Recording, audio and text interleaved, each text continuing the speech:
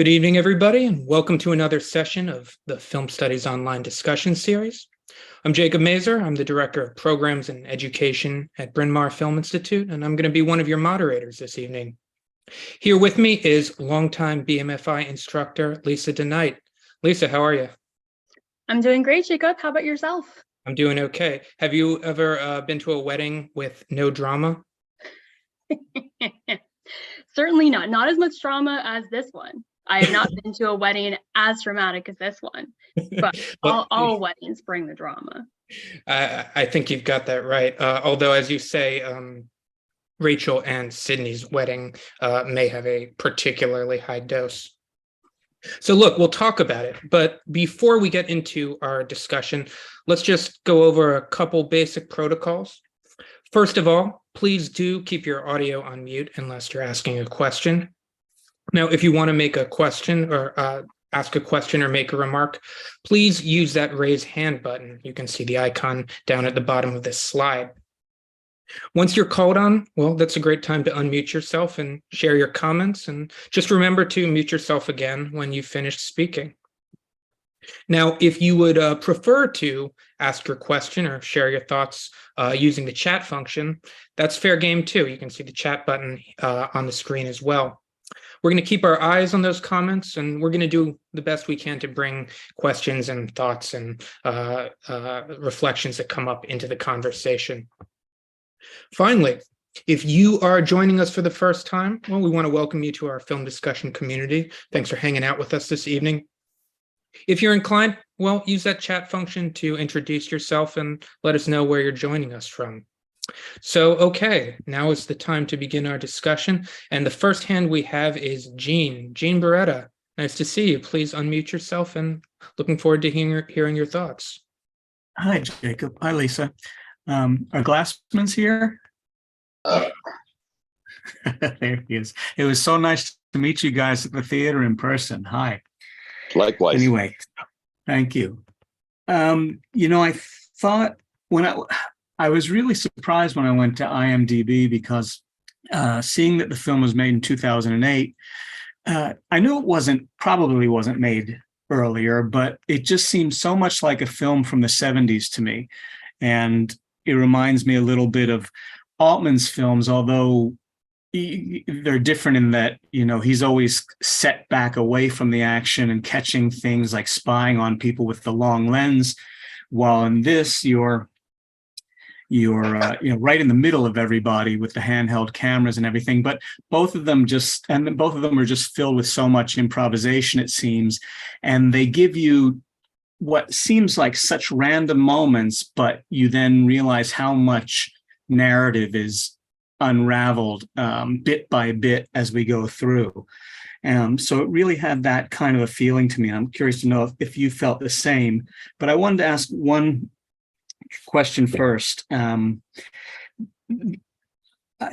we know, unless I missed it, do we know Deborah Winger's past, why she seems like she's such a mess in certain ways? Because I can't help thinking that maybe Kim is going to have a future that's maybe just as detached from the family, because she seems like she may be inheriting some of the old destructive behaviors from her mom. And so I'm curious to know if by the way, Deborah Winger, that scene where they're slapping each other, she was just so intense, and everybody was great.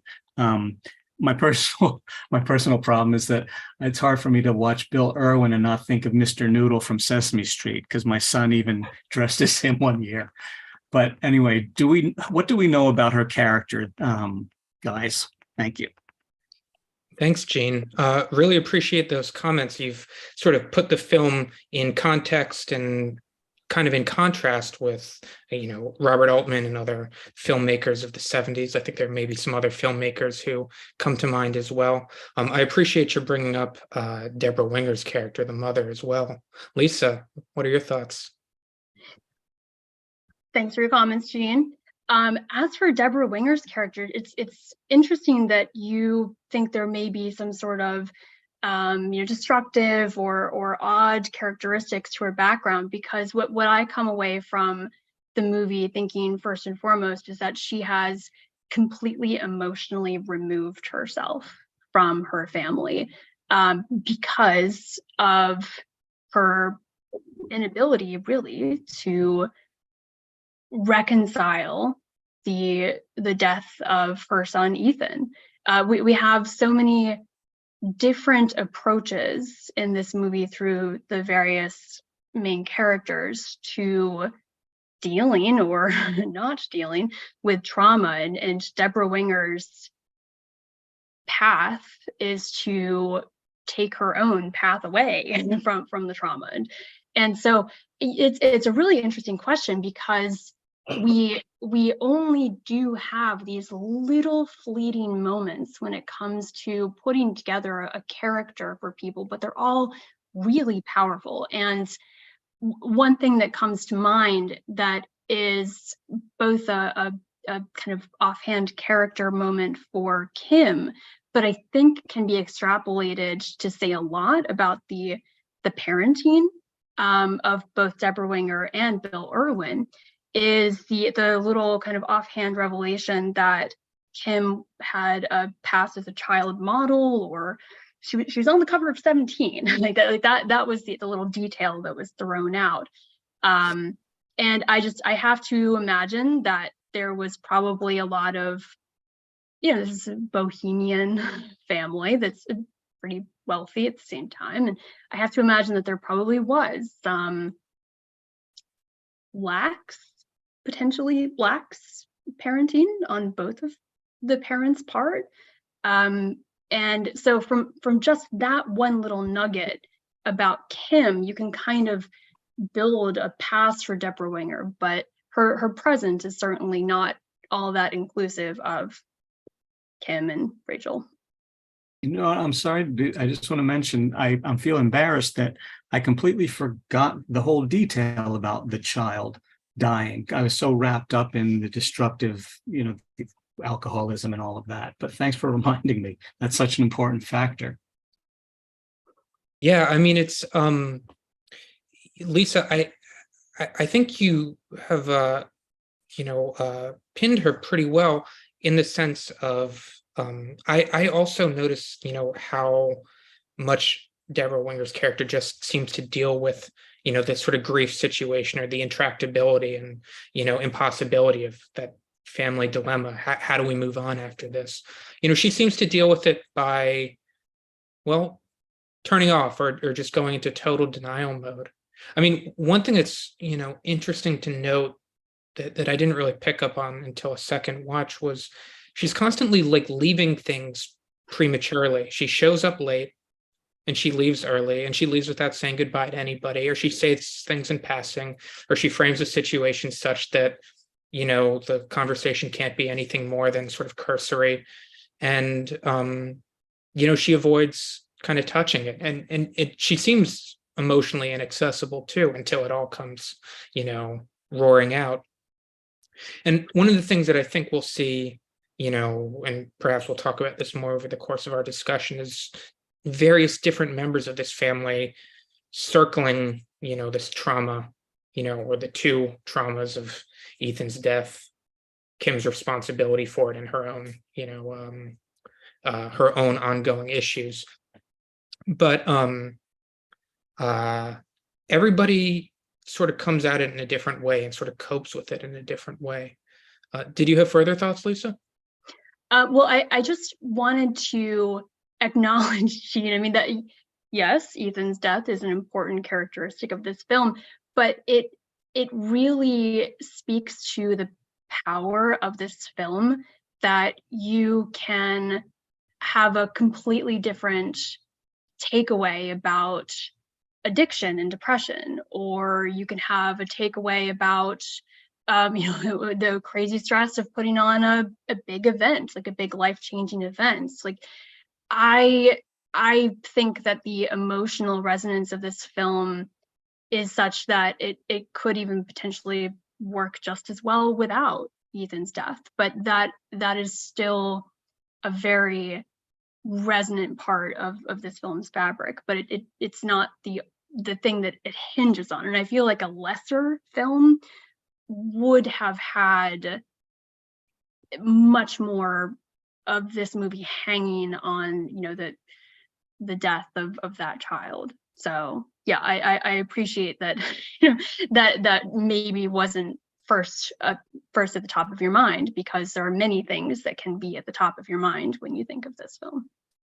Indeed, and just to sort of bounce off that last comment, Lisa. I mean, as you say, this is as much a film about Rachel getting married as it is about anything else. I mean, it's a wedding movie too, and it's very sort of legitimately and not superficially a movie about having a wedding.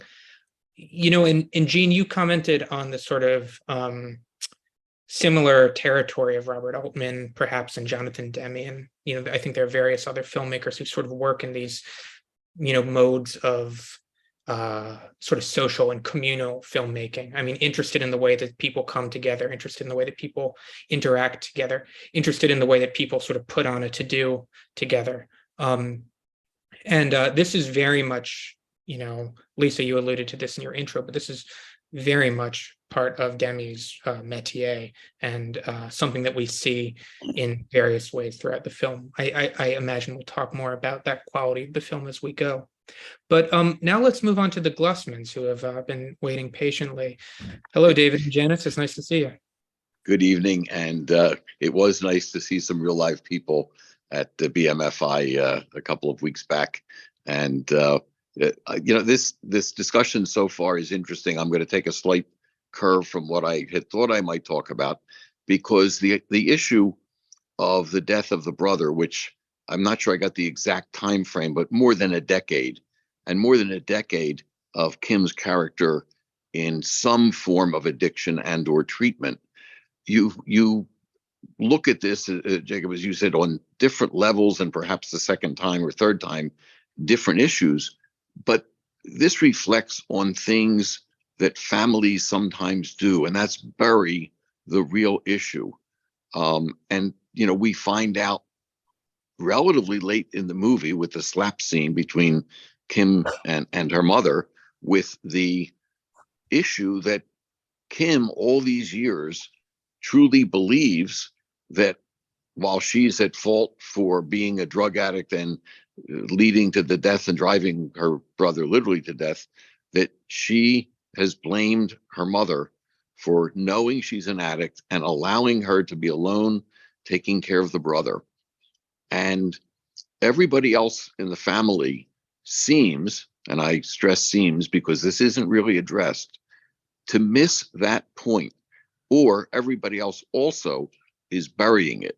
And I sort of leading all of that into the question of how a writer, screenwriter, and then director goes in for the kind of research to bring this. I'll go with that scene and everything that scene supports, and everything that supports that scene, because after the movie and all of the home video issues and all the other stuff, I came back at the end to saying that was an amazing structure of a movie where you don't know what is the underpinning until well into the movie. And if the two of you would consider whether that's worth addressing, I'd appreciate it. Thanks, Lisa. Thanks, David. Lisa, why don't you start us off?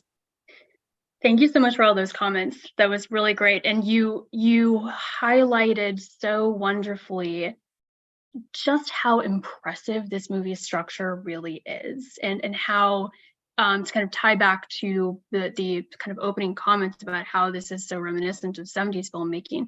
It is constantly subverting what we think is going to happen in a wedding movie. Like there's just so many details to the construction of this film that impressed me. Like we really only get the full explanation about that moment when Kim was 16, halfway through the film, when she's at the AA meeting.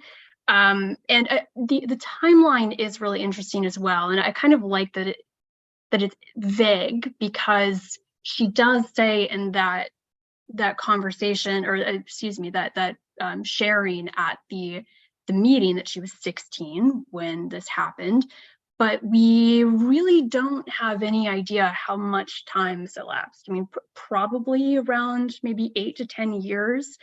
And so there's this, there's expansive life outside of the movie. I mean, we are seeing a weekend of time that we can then connect all the way back. I mean, Jean's initial question to well, what was in the past of these people? Like we really can put this all together. And I have to imagine that all of these feelings and accusations and resentments and guilt has been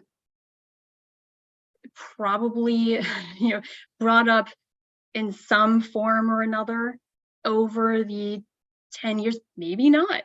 Maybe it does take some sort of life-changing event like a wedding to have this all bubble to the surface. But the clarity of this moment leading to these like profound realizations of, yeah, I really shouldn't have been left with my younger brother if I was a known drug addict. But at the same time, that conversation with Deborah Winger, where she says, you were the best you were with him, like that, it is just so complicated and complex and real. And I can understand everyone's perspectives that led to that horrible moment.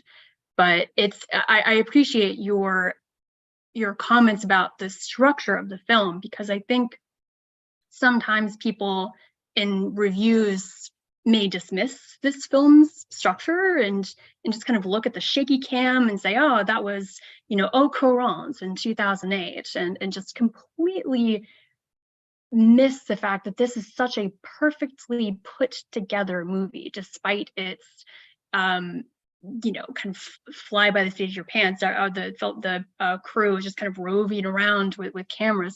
It was meticulously constructed, though. So thank you very much for those comments and setting the stage for further discussion.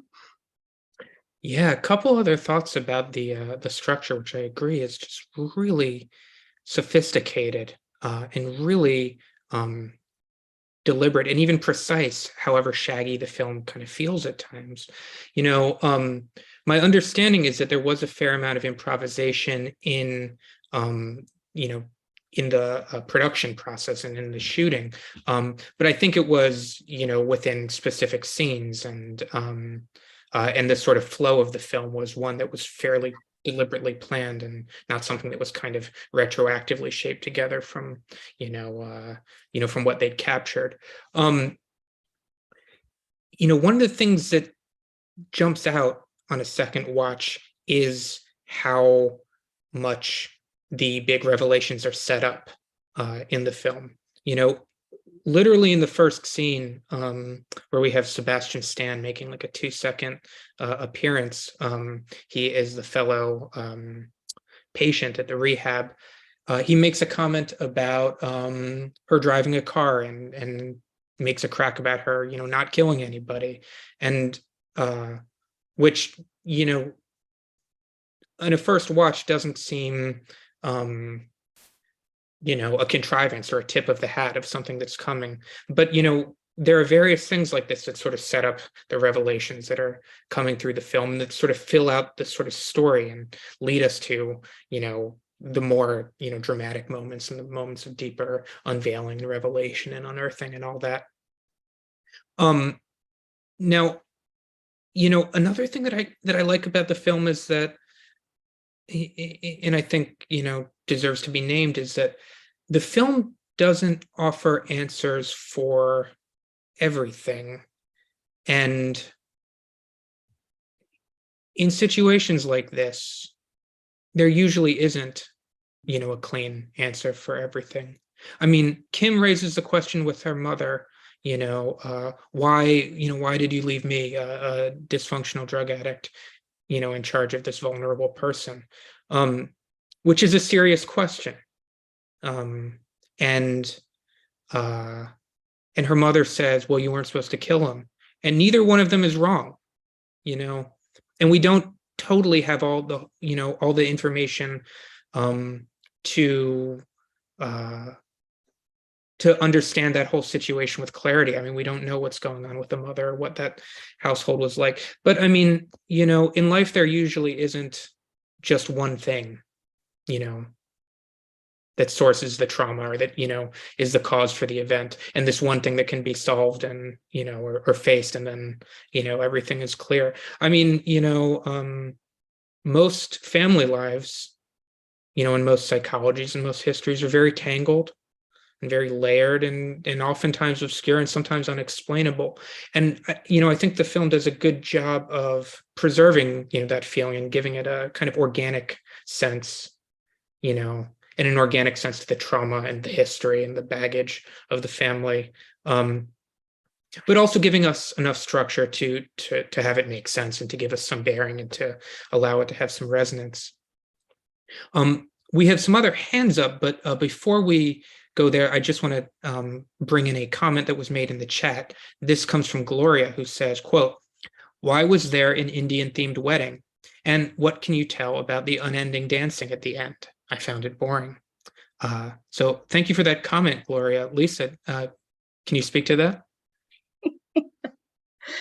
Oh man, Jacob and I were talking a little bit beforehand about how this is very much a circa 2008 movie. It's also eternal, but it is also very much a 2008 movie. I think someone watching this today, perhaps as Gloria was thinking, would take a raised eyebrow to some of the choices, with the I think the saris in particular. I will say Jenny Lumet's script does have a lot of those Indian influences woven into the stage directions of the thing. So it wasn't necessarily Jonathan Demme's organic idea, but yes, I mean it is always interesting to see how film and culture grow together or apart over time. I do not think that choice, the sartorial choice, would be made today. That being said, it doesn't necessarily bother me in the film, because I think it was, for that family at that time, meant sincerely to envelop everything, all of the hodgepodge melting pot of things that they loved and admired. But it is a valid question to ask. In terms of the dancing at the end, I'm curious to always hear how people view this movie in terms of the let's say indulgent amount of time given to music performances and dancing. I love it. I felt like I was at that wedding. That is a wedding I would like to go to. I'm not cool enough to go to that wedding, but I wish I was there. I cannot tell you how much I think this film needs that cathartic release, not just for all of the characters, but for us, the viewers. I mean, this is a really emotionally devastating movie. At least it is for me, and I think for a lot of other viewers as well.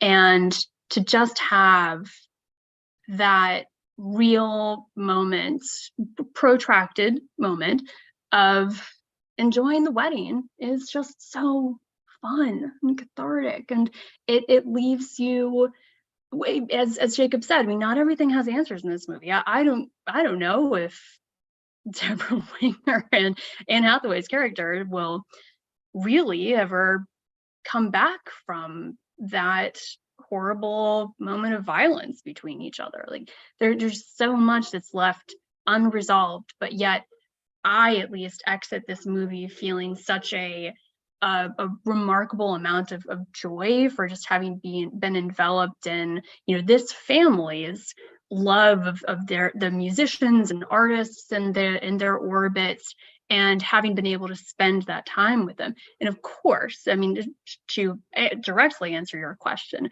mean, Jonathan Demme is the reason why there's so much extra dancing and music in this movie, because he, I mean, throughout his very eclectic filmography, he had made a bunch of concert films, loved music obsessively, and really wanted to throw a party with this movie. I mean, practically everyone on screen is a friend of his or some artist that he like saw do slam poetry one day and was like, hey, I need this cool guy in my movie.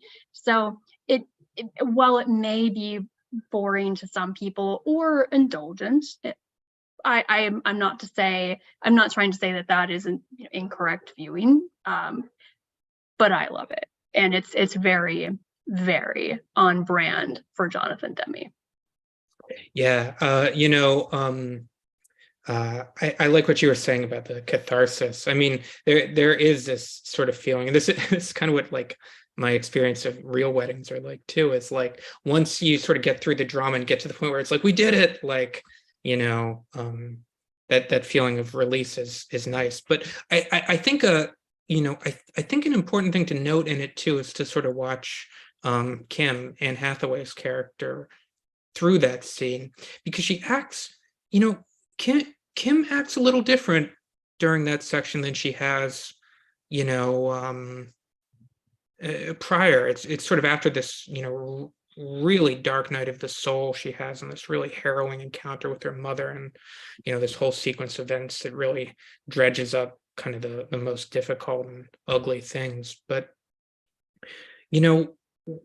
one of the things that I noticed about Kim through the film is like she's not, she's difficult, but she's not she's not like a sulky person. It's like the opposite. Like she needs to be at the center of attention, and anytime anything's going on, she like wants to be a part of, and usually, I mean, she trips it up or she messes it up or she does something inappropriate. But it's like when the family is doing the dishes thing, she wants to be right there in the middle of it. And when they're playing like Here Comes, like this sort of kind of garage surf rock version of Here Comes the Bride, at the rehearsal dinner, she's like one of the people who like gets up and starts dancing. Like she is, it seems like she, obviously she's somebody who feels like a black sheep in the family, and it seems like she's almost kind of trying to counteract that or overcome that by just like putting herself in the middle and really aggressively asserting, kind of her presence in anything that's going on. But at the wedding party, she kind of hangs back. She's uncomfortable. It seems, but it seems like a moment where she's actually taking some time to kind of reflect and also to let the situation be not about herself, or to take up the space that she's taking up at the wedding and not anymore. And I think that's kind of part of her character's journey, her sort of right sizing herself after all this time of, wrong sizing herself, through the preceding film. So that's at least, one thing that I take away from it. Yeah. Let's move now to, let's go to Stephen. Stephen Conyers, who has his hand up. Stephen, please unmute yourself. Looking forward to hearing what's on your mind. Sure, thanks. First, I just want to thank you for picking this movie. It's one I saw, I just happened to catch when it was out, and I keep thinking about it. And I think that's a testament to its being sort of, true to life, true to, the way families are, and something about the way it was done just always resonated with me. And in particular, every time I rearrange the dishes in the dishwasher after my wife has put the dishes in, I think of this movie. So it's kind of not critical to the movie, but it just, to me, shows like how realistic it is, at least to parts of my life. The question I have though is, how much how much to credit the screenwriter versus the director, because I was doing some reading today about this movie to try to bring it back into my front of mind. And there's a lot of the reviewers give a lot of credit to Jenny Lumet. But I'm just wondering particularly about the music and dance, because Lisa, you said that was really a function of Jonathan Demme.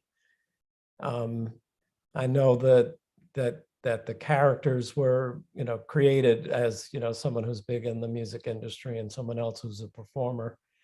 So just in general, how much, is it the screenwriter, and how much does the director, or in this case, did the director, mold what was in the screenwriting, if we know that? Thanks, Stephen. Lisa, can you speak to that? Sure. Yeah.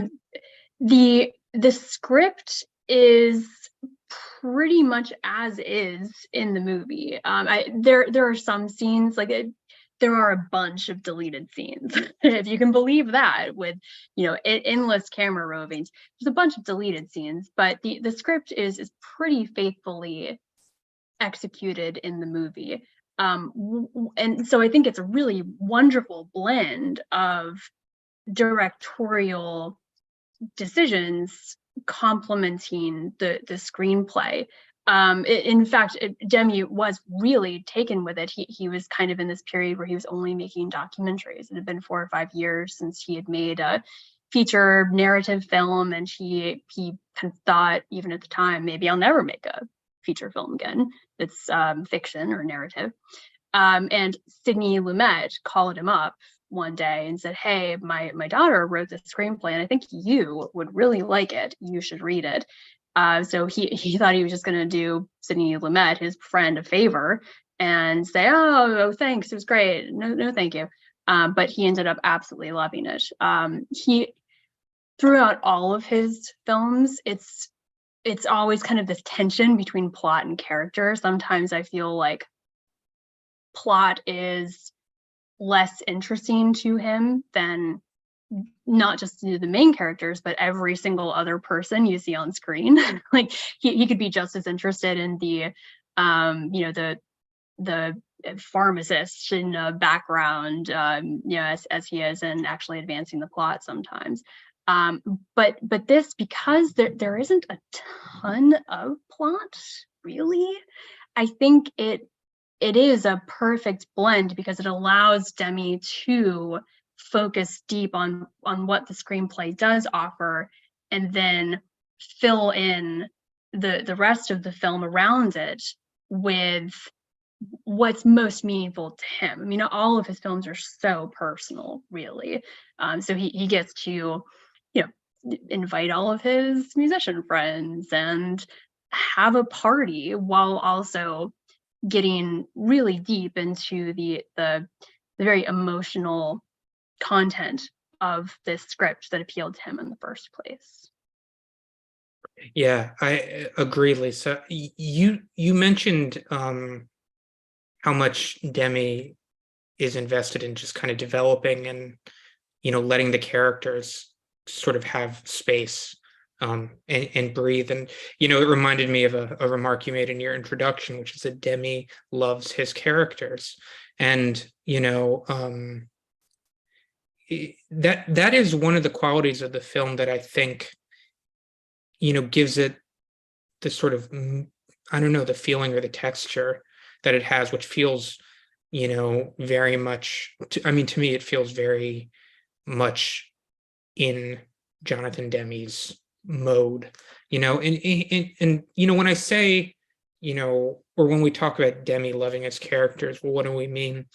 To me, at least, what it means is that everybody who shows, like, nobody is just a sort of functional, piece of the plot, in the film. He gives a lot of characters time to, I don't know, to exert, a personality, to exist organically. And we see a lot of this. We have a lot of these scenes where, like, we have the AA meeting where everybody tells a little bit of, a story, and we sort of get a texture of everybody who speaks, and, even some of this, the side characters in the room. Similar vibe at the wedding speech section. Those are sort of constructed in the same way, although the wedding speech, section takes a sort of strong dramatic turn. But there's even there's even these sort of subtle, moments or shots that come in the film where, I think Demi just really gives some attention and space, even a tiny bit, to people who other directors would not, make room for. One of them that comes to mind in particular is, you recall the scene at the hair salon, and Kim is sort of interrupted by somebody who she's been in rehab with, and he recalls something that she said which was fabricated, and this leads to an altercation between Kim and Rachel. And to be honest, the first time I saw the scene, I wasn't I felt like it wasn't the strongest scene in the film, because it feels like a little bit of an exposition dump. But there's something that Demi does which I think is really cool, which is this character, who I don't think is even named, talks to Kim, and it becomes clear that this is causing static between her and her sister, his conversation, and they storm off, and then the camera stays with him for just like a second after they leave, and we sort of see him like kind of trying to figure out, like, wait, what just happened here, and he has like he has this like little dramatic beat left in there that I mean, and that's all he's in the movie for, but it's just kind of a cool thing. So I mean, I'm digressing from the question a little bit, but you got me thinking, talking about character and about the imprint, that Demi's makes on the film. Can I add something onto that, Jacob? And thank you so much for bringing up that scene, because so we've talked about how Demi loves his characters. I think why I love Jonathan Demme so much is because he doesn't just love his characters, but he loves like the actual person, like the actor behind that character.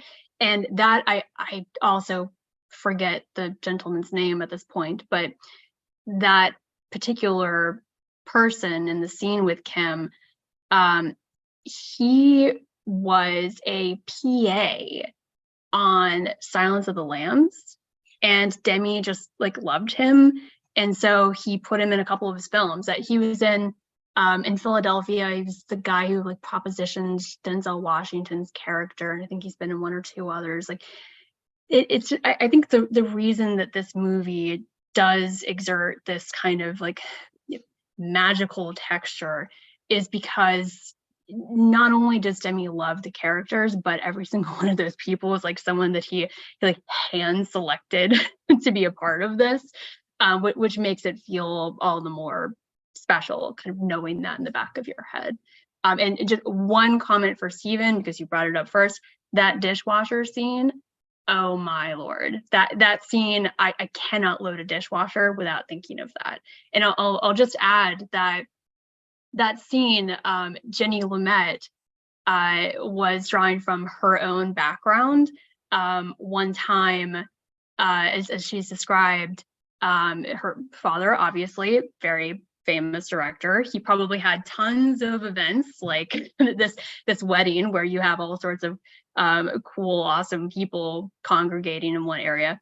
Well, one time, as Jenny Lumet tells it, Bob Fosse was at her house, and he and her father had a like 2-hour-long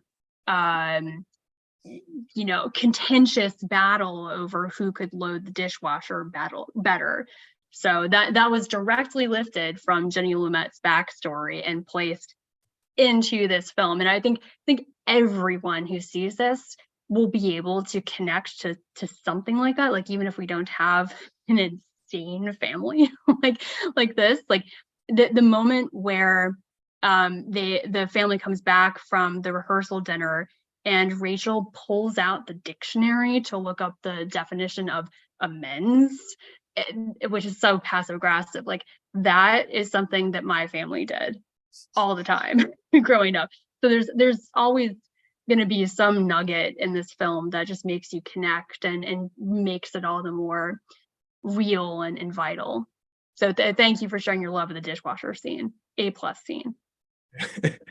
Boy, Lumet versus Fosse. I wonder who won. Anyway, let's go on to Janet. Janet, thanks for your patience. Looking forward to hearing your thoughts. Well, I saw the movie for the first time last night, just watching it online. And I do all my dishes by hand. But the first experience I had with the movie was being very irritated by the handheld camera, because to me it was, and I didn't know that was au courant in 2008, but it felt so deliberate. It wasn't like if I took a home movie, I would do better than that person did behind the camera. I felt like they were jiggling it on purpose. But then I decided intellectually, well, this is supposed to, the whole thing is supposed to feel like a home movie. And eventually I did get used to it.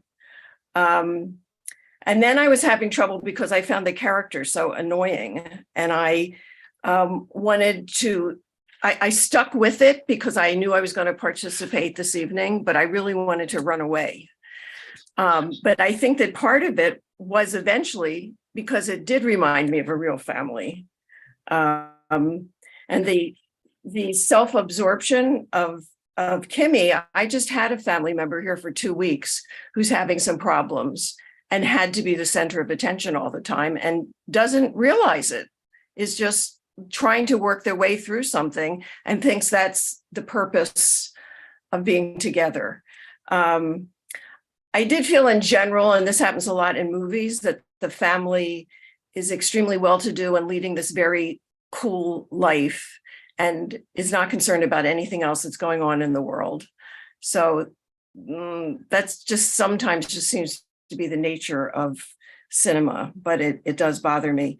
And then finally, the rehearsal dinner amazed me because I was thinking about how hard it would be to actually shoot in that room and at that angled table, and how extraordinary the performances were, because everybody had a role and a character so sincere and believable that I really wondered what these people were like in real life. I couldn't imagine that they were acting. So maybe that's part of what you said about Jonathan Demme's approach to the people he chooses to be in the movie. I felt like he just pulled in people off the street who he thought would work right.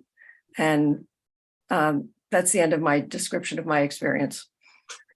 Thanks, Janet. Yeah, I mean, you can really tell in scenes like the rehearsal dinner. You can see how much time Demme spent shooting documentaries, which he's been doing for, the stretch kind of prior to this film, how interested he is in how the way that events and, functions unfold sort of reveals things about, I don't know, what the context or the people who are participating. Lisa, do you have any responses to Janet's comments? Janet, I was hoping that someone would definitely bring to this conversation, like, I hated these people, because like it's and I know you're not saying that, but you're introducing a very real fact that these are challenging people. I mean, I think we all know that weddings simultaneously bring out the worst and best in people, and I think this is definitely a boiler of an event for many reasons, but I really love that Demme is allowing very challenging female characters to be vulnerable and horrible. And so, it's just a very realistic portrayal of these people. Yet at the same time, he doesn't dare us to love them. He doesn't, there's no dare in it. It's just kind of natural. Like you will probably, most viewers maybe, you will embrace these people regardless of their flaws, because you realize that they are human and deserving of love. I mean, there's no villain in this movie at all. There's people that are trying to reconcile their past, trying to move forward in whatever way feels most comfortable to them, trying to be better for the most part. And it's just a very brave portrayal of female characters in particular, I think. And there's always been a line that I was always so delighted about once I read it, from Jodie Foster, who said that Jonathan Demme is her favorite female director because he creates so many amazing movies that really focus on women. Not all of his movies, but he has created so many really bold, challenging, and realistic portrayals of females. So I appreciate you sharing your thoughts. And the handheld camera thing, yes, I mean that definitely does turn some people off. I think it was integral to this movie's aims, but I can understand if someone just gets a little seasick with it too. I'm glad you were able to see that through. Thanks, Lisa. Let's move on to Jean Devine. Jean, please unmute yourself. Tell us what's on your mind. Hi, this is actually Jean Devine's husband, Ken. Earlier you had talked about the Anne Hathaway character during the wedding as having been more, I guess, having had some element of change in that she wasn't front and center, or she didn't feel a need to be front and center. And there's a side to me that feels that that's a real optimistic belief that she was actually beginning to change. What I thought is that she was getting over the fact that she spent the night in the car, and that her sister was indeed moving on with her life. And in some ways, she was kind of thrown off by that, and kind of stopped in her tracks by that. So I did not interpret it as a sign of her growth, but rather that this was a situation that she didn't know how to get her arms around. And thank God she had thought better of than trying to be the complete center of attention during the wedding itself. Thanks, Ken. So we're talking really here about Kim's journey in the film, and I appreciate your sort of bringing another version of it, or another sort of read on it, which I think, definitely has legs too. Lisa, what do you make of all this? Ken, I really like that read, and I think you are on to something. I do see that moment where Rachel and Sydney are getting married, and Kim is overwhelmed with emotion. I mean, she is genuinely moved by seeing that. But throughout those 15, 20 minutes of the actual party, we do see a lot of different emotions on Kim's face. There's even one moment where I guess a waiter offers her a wine glass, and she looks particularly kind of perturbed by that. So there's a lot going through her head, and I think you really elucidated some of what is going through her head. What does make me pretty confident that there is optimism for continued growth on Kim's part is her decision to go with the woman from the rehab center. We don't explicitly know if she was granted like a weekend off from rehab. We really don't know if she was done like her 9 months and now she's free, because Bill Irwin, of course, in an effort to keep her from running out to see her mom, I guess, introduces her to this, PR woman, and there's a, talk of a potential job there. So there is some, I think, deliberate ambiguity over what Kim's next step is.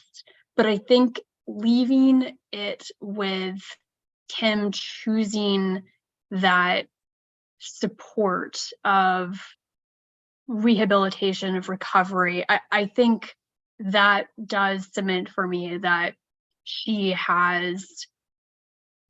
is on the path to continued recovery and potential growth. So let me ask you a question in terms of one of the last scenes is that she is really not saying goodbye to people, other than she did bump into the best man.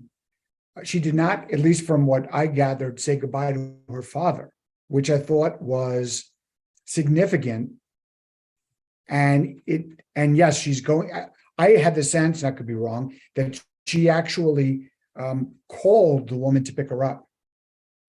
And so, yeah, she's proactively going back there. It's probably a safer environment. And I don't know why I'm holding on to the idea that I think that she's got a lot more growing up to do, or a lot more self-acceptance to do, before she's going to be able to move on. Absolutely agree with that. Oh, a lot more, a lot more. But the fact that she did probably call that woman up is a great sign that will happen. And I do also, my heart breaks when she sees Bill Irwin through the window, and she just kind of whispers "daddy," I think is what she does whisper. She is kind of, in a way, this kind of ties back to an earlier comments about Deborah Winger. In a way, she is kind of realizing, hey, I need, for my sanity, for my potential growth, I need to leave right now. So I think you have added a lot of interesting nuance to why then and there, and it probably has more to do with Rachel's successful marriage, impending child. She as she's hugging Rachel, she says, "I love this baby," or "I love your baby." So yeah, I think you've added a lot of really interesting nuance into that conversation. I'm going to add one more thought to this, that the Deborah Winger character, the way I had interpreted her, is that perhaps upon the death of Evan or Ethan, that she couldn't deal with the fact that Bill Irwin appeared to have been enabling and doing whatever he can do to keep Kim alive and in the family. And I just interpreted Deborah Winger's way of coping was of huge anger and complete cutting off the family because of it. So it was a proactive choice. And in other words, I'm actually more sympathetic towards her than I am to Kim. I don't know why, but that's how I interpreted it. These are all, I think, really good and valuable comments that are sort of close to the heart of the film. I'll add on to it, and I'll try to be brief because I want to get to the last couple comments before the end of our session. But yeah, I think these are very perceptive insights about Kim's character and her, her course and perhaps her future. One thing that I do think we should bring into the conversation, though, is the scene that she has with Rachel when she comes back from her kind of night out, and from her crash. And there's a scene where she arrives back home. We get this sort of reveal that she actually has a very visible black eye, and she's looking, pretty rough, and certainly she's caused a lot of worry and stir, on the home front. And you could expect, and you could not blame Rachel if she was furious, seeing Kim come home like that on that day. But that's not how she reacts. She sees Kim in this really, I don't know, just a really low, rough, vulnerable state, and she sort of instinctively is sisterly and loving, to her, and sort of bathes her and comforts her. And it seems like, I don't know, that thing that's between them, like the sort of family, bond and the family kinship and love, in spite of or alongside of all the baggage and all the complications and all the resentments and frustration. That's something that really comes to the surface and is, at least for that day, sort of, healing. In what Kim gets really is love and not attention. It seems like Kim doesn't really know how to look for love. She only knows how to look for attention. And once she actually gets, an expression of, real, kind of sincere, not theatrical, real sisterly, familial love, it seems like that is hopeful and healing, and it helps her, I don't know, calibrate herself in that setting, at least for that night. Like the guy says at the meeting, they do it one day at a time, and she does her one day, the rest of that day pretty well, given how she's acted before. Let's go to Nancy. Please unmute yourself. Looking forward to hearing your thoughts. Hi. I am kind of surprised that nobody has talked about what to me was a very critical scene, which was the meeting, the AA meeting, or whatever it was, the 12-step meeting, which I think was so achingly beautifully done. And I was just like wondering about how the director put that together, because, apart from the fact of the beautiful performance of Anne Hathaway, every single face that he focused on was very, very different from the other faces, and yet they all sort of united into a whole. And I have no idea how a filmmaker crafts a scene like that. And I would suggest that for me was actually like, I don't know, it was like I wouldn't call it like the climactic point of the movie, but it was like very, very important, because that's the first time we hear the whole story of the tragedy.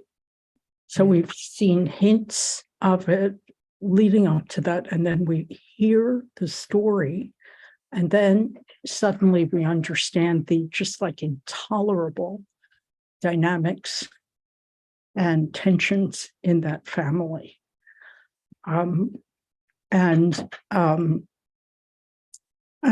also want to say that someone earlier mentioned that they didn't understand why Deborah Winger, the mother character, distanced herself. Well, how can, or maybe someone didn't say that, I don't know. They're like, how could the father not wonder at his wife's judgment in sending their daughter out?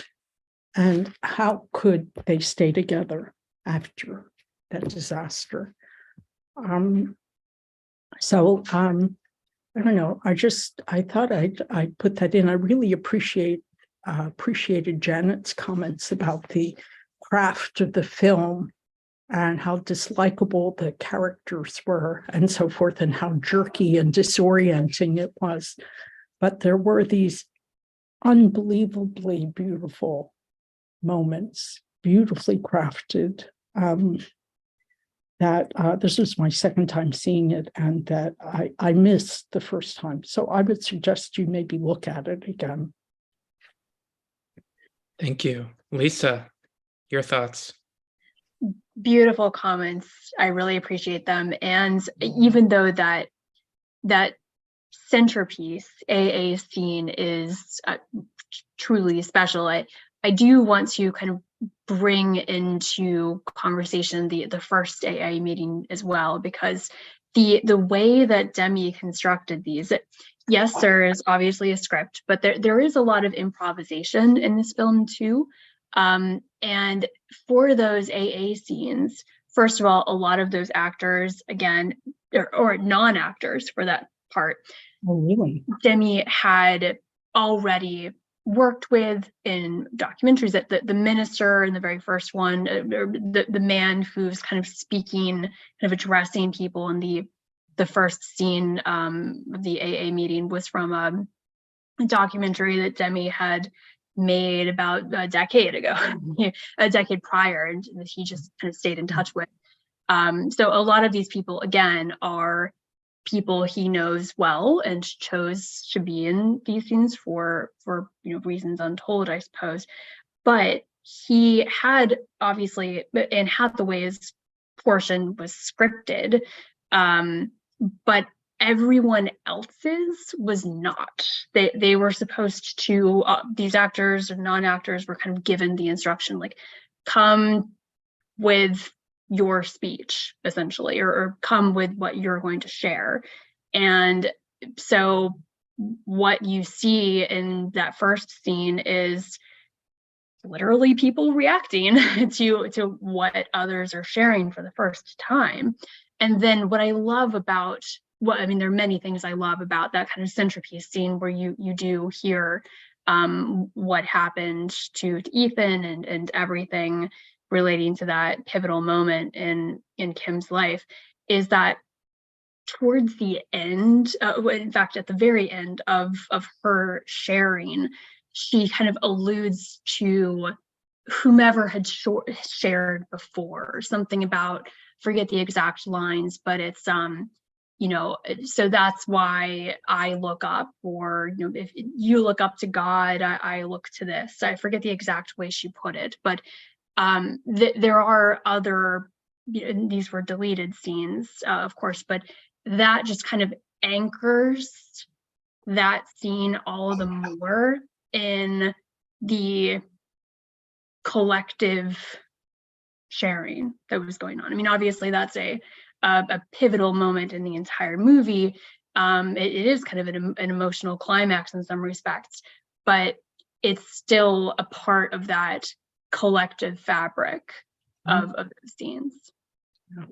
I love this phrase you're using, collective fabric, Lisa. I mean, a thing that strikes me, we've talked a little bit about the parallel structures of the AA scenes and the sort of wedding scenes, and more in kind of Demi's, we've mentioned that kind of in the context of Demi's technique and the way that he, lets a scene unfold by, having these these different characters chime in. We watch the ceremony go forward. But, the scene that kind of, to me, feels like, I don't know, not in terms of its technique, but I don't know, in terms of its symbolic meaning or something like that, that seems to me to be the twin or the counterpart of, that second AA meeting where Kim shares is, it's the wedding scene at the end.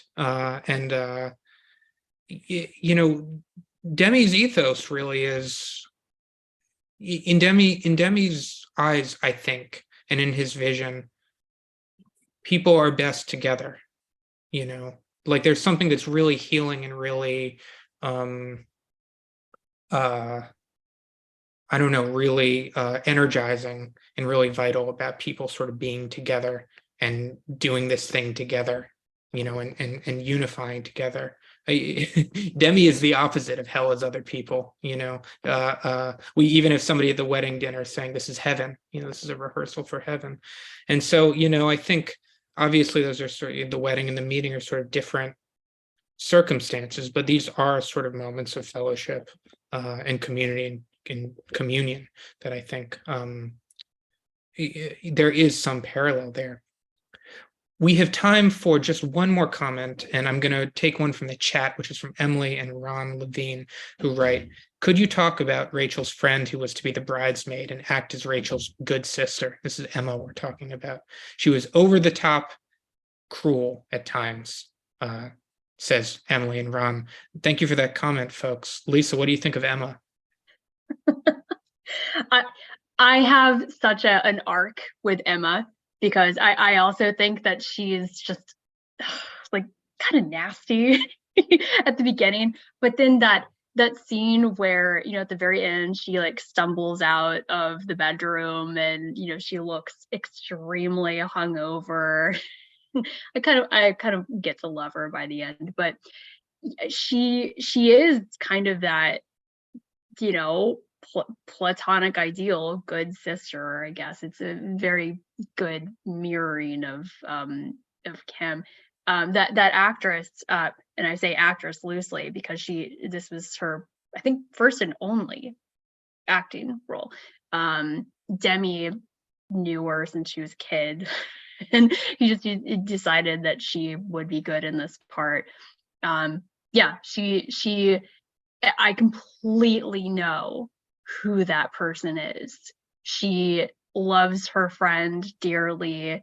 She's kind of bearing the you know, protective nature of someone who resents Kim's many horrible you know, moments of transgression against her sister.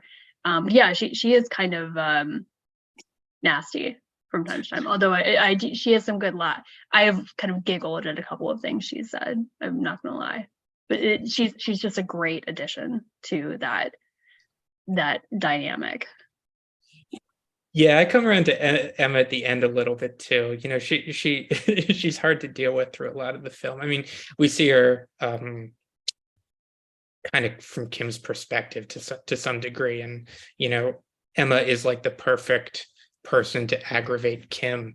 Not in the least because she is, as the Levines indicated, like the good sister. You know, one of the things that we see enrage or like incite Kim again and again is like, this is part of her wanting to be a part of thing or wanting to be at the center of things. It's like anytime somebody intimates like a close knowledge to her sister or the family, like Kim is like threatened by that and like needs to like jump in and show how she knows that person better, or they're closer, like she goes back farther, she knows more, you know, she's the real friend, or she's, you know, and the fact that Emma is I don't know, right, this like lifelong friend of her sister's and is a sort of surrogate kind of sister role in the sense, and not limited to the sense that she's, you know, playing the maid of honor role, which, you know, would traditionally go to the sister. It's just like the perfect thing to irk Kim. But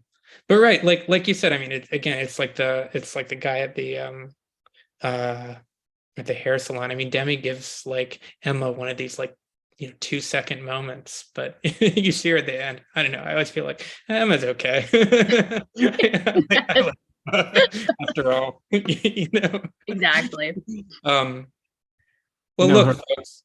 her comic counterpart is Rose Byrne in Bridesmaids. Yes. My friends, we reached the end of our time. What a great discussion. Always a pleasure to talk about films with you.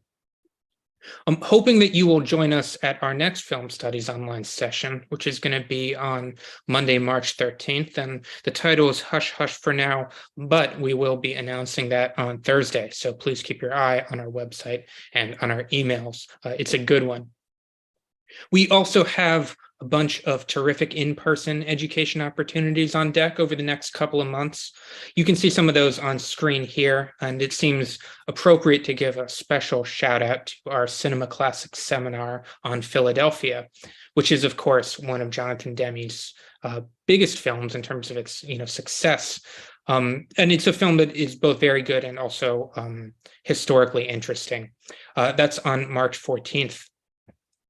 As you probably know, we play new releases as well, and you can see our current slate playing on the slide here. This Friday, as we gear up for the Academy Awards, we're going to be opening the 3 Oscar-nominated shorts programs, which are always a ton of fun. And these are one of the only chances that you're going to get to see the short documentaries and short live-action works and animated selections that are competing for those prizes at the Oscars. Lastly, if you like what we do and you haven't yet become a member, well, I hope you'll consider joining. It is a great way to support cinema in your community. It's very helpful to us. And it also comes with all sorts of perks, that including major discounts on movie tickets and education classes, invitations to exclusive member events, and that's only the beginning. Many things tied up in that package. And if you have the means to make a gift to BMFI, we certainly appreciate that as well. So, Lisa, thank you for bring this film to us and for joining us for the discussion. Always a pleasure. My pleasure. It's one of my favorites. I was so glad to be able to inflict it on you all and hear such wonderful comments about such a sublime movie. So thank you, everyone. Well, let me extend the same thanks to everybody who joined us this evening. Always great to talk movies with you guys. Looking forward to seeing you next time around. And until then, so long. Bye. Bye-bye. Thank you both.